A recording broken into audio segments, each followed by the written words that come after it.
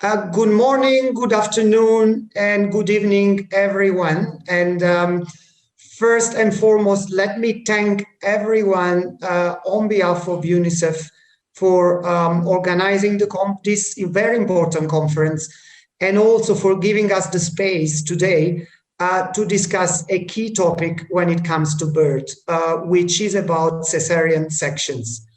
Now, the name itself of a cesarean section speaks to one of my ancestors, Julius Caesar, and therefore to a practice that has probably been there with us for centuries. And it is a very important and fundamental practice when it comes to good quality care for women and also for babies.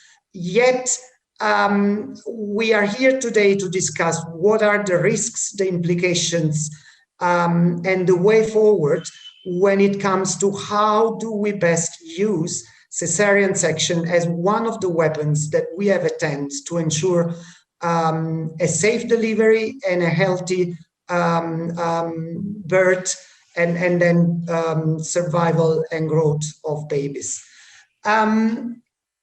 We know that a lot of what happens around about 300,000 deaths, maternal deaths reported globally, has to do with the very time of delivery.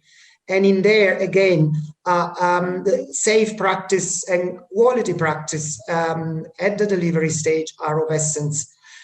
And also, we equally know that about 75% of all the children under 5 who die every year lose their lives in the very narrow period that has to do with before, during, and immediately after birth. So again, time of delivery is essential both for the mother and for the baby.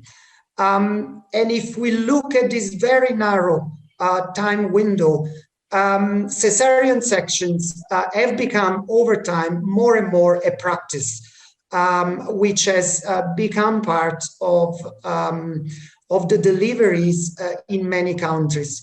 WHO tells us that roughly and broadly, if we look at population level, we shouldn't expect any positive gains if the cesarean section threshold is above 10% of all the deliveries in any given time, in any given country or reality of the world.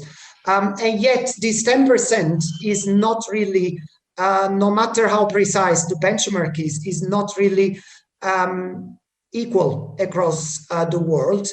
And therefore, we will today look at various scenarios across the world, various practices, various risks, and drivers of CS in different realities.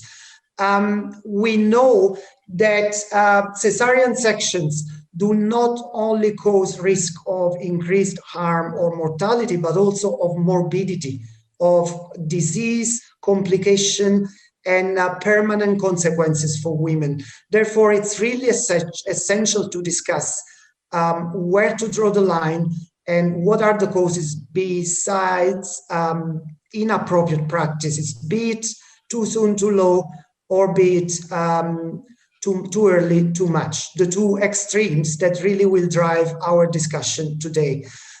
We know from global statistics that in low and middle income countries, cesarean sections are as much as 100 times higher than in other realities.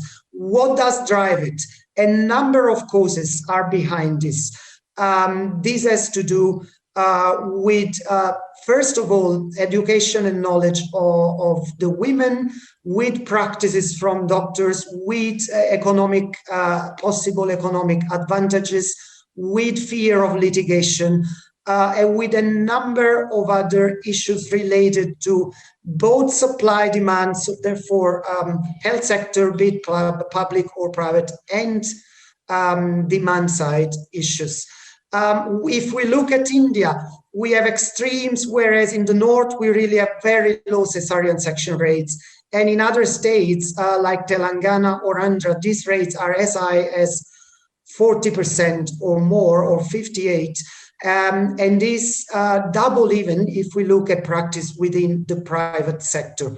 Therefore, we are really seeing a major issue with major differences across country.